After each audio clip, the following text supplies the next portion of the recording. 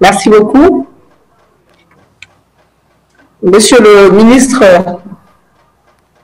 de l'Économie et des Finances, Monsieur le représentant du ministre de l'Agriculture, Monsieur le gouvernement et équipe accompagnante de la Banque de la République d'Haïti, Madame la représentante d'ONU Femmes, distingués experts panélistes, honorables participants, à tout honneur, tout seigneur, je vous adresse mes sincères et respectueuses salutations en vos rangs, qualité, grade et qualité.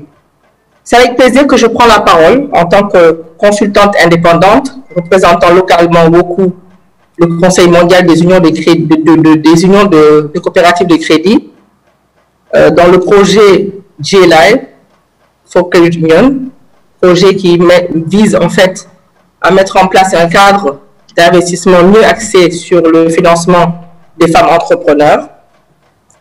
Et je dois avouer que ce projet, en fait, qui est fait en partenariat avec le grand réseau PAMECAS, un réseau de 28 caisses d'épargne et de crédit avec un maillage territorial national, présent dans les 14 régions du Sénégal, est un projet qui est arrivé à point nommé. À point nommé, pourquoi je dis ça?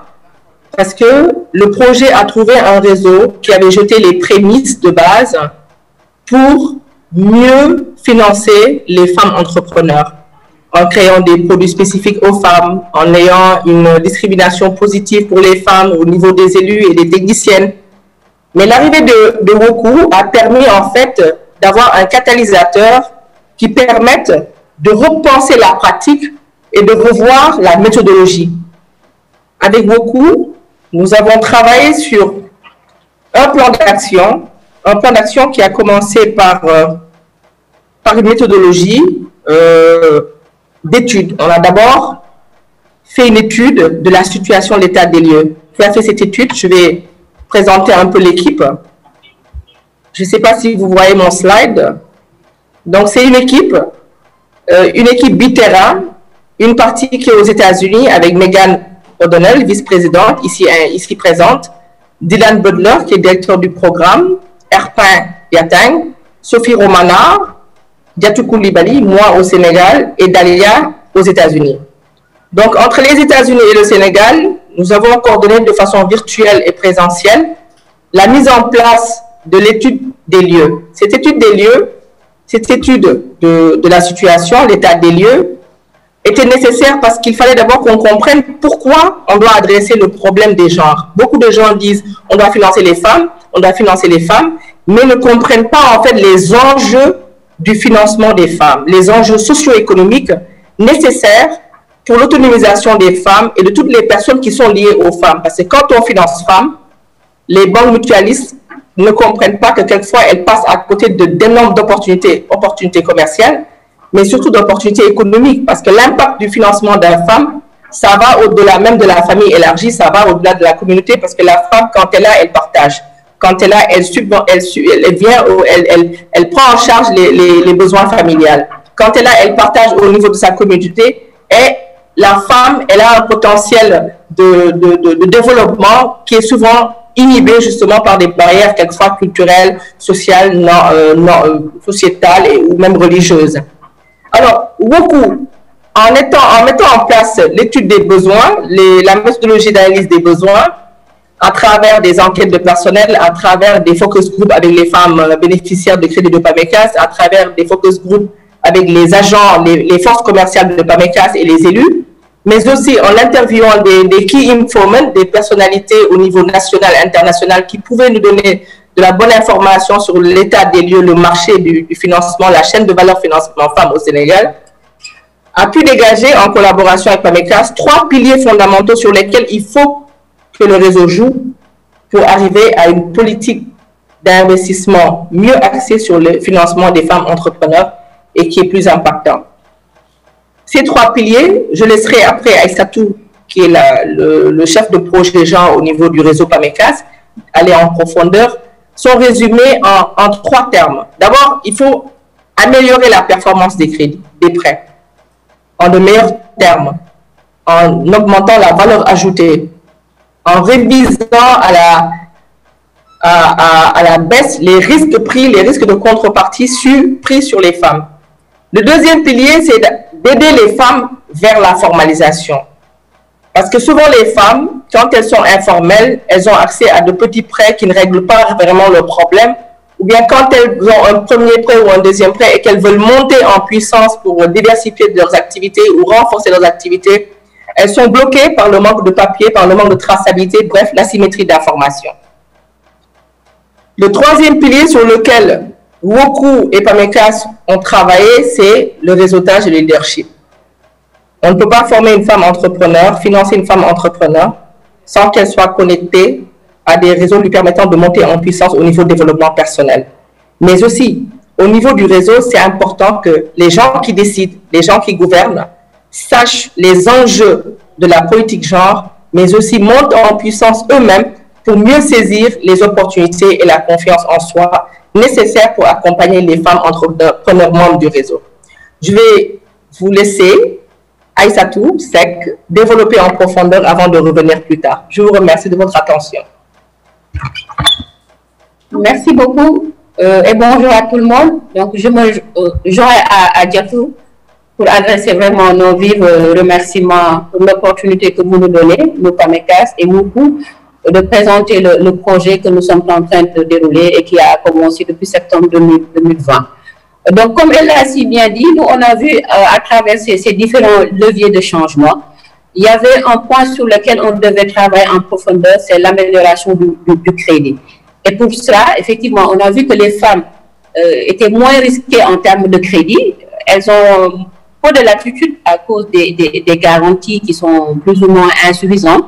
Mais on a vu qu'en termes de paiement, de parts, les parts pour les femmes sont vraiment très, très faibles.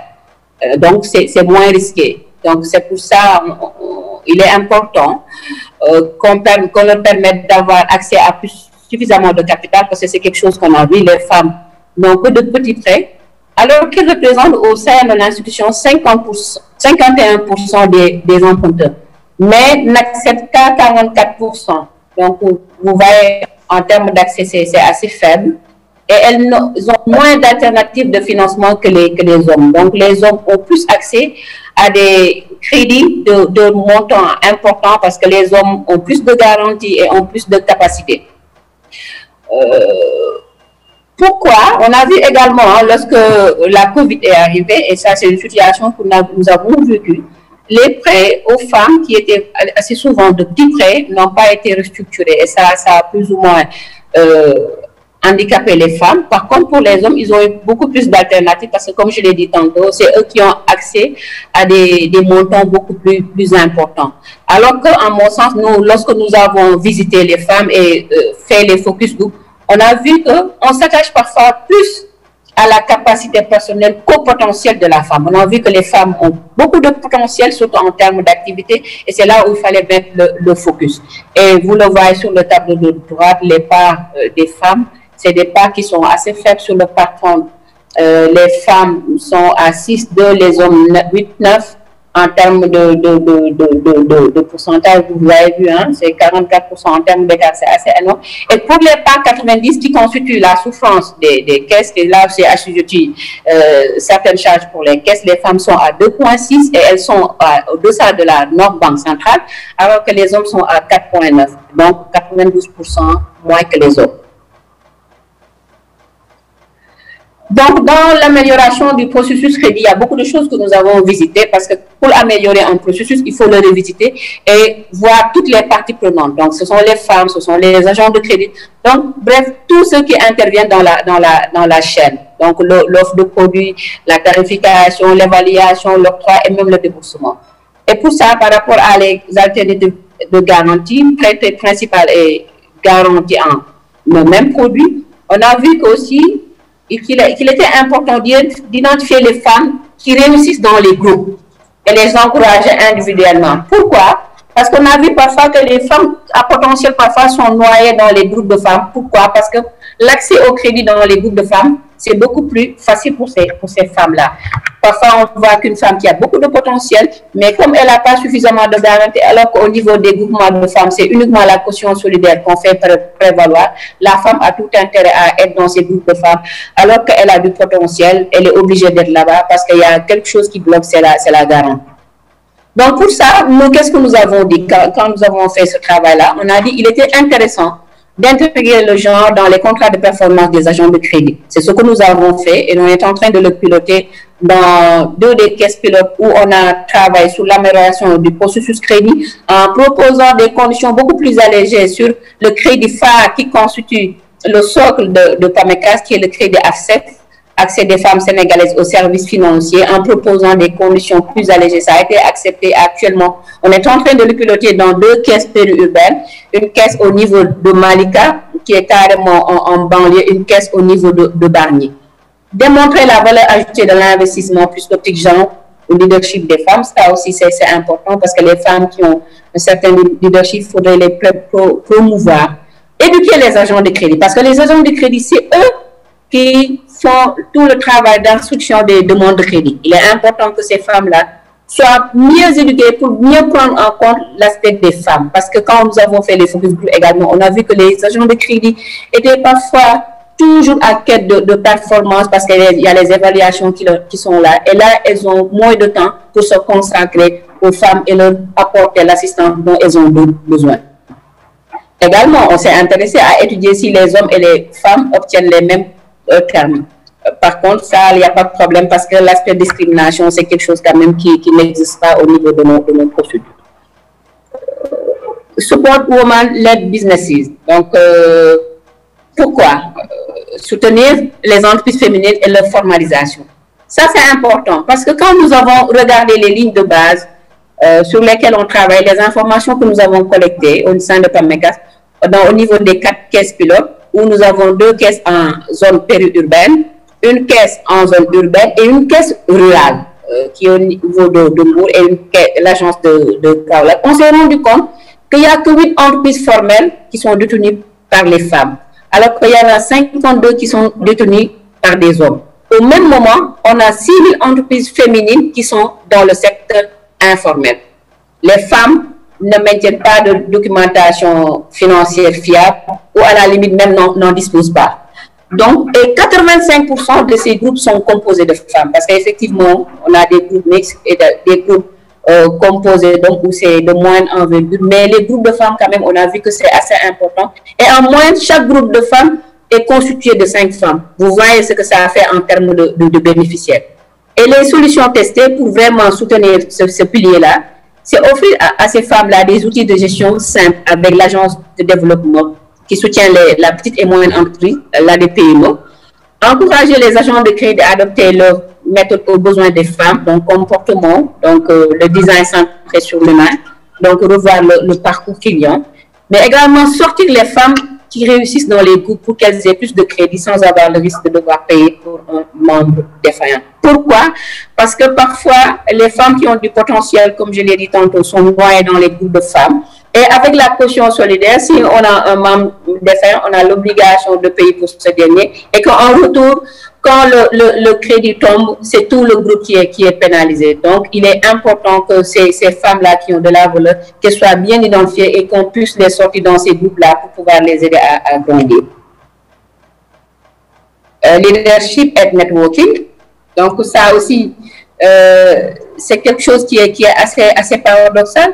On a vu que 51% des emprunteurs au niveau de PAMECAS sont des femmes, alors qu'on a une faible représentativité de ces femmes-là. Elles ne constituent que 35% au niveau de ce membership-là. Elles ne connaissent pas leurs droits en tant que membres.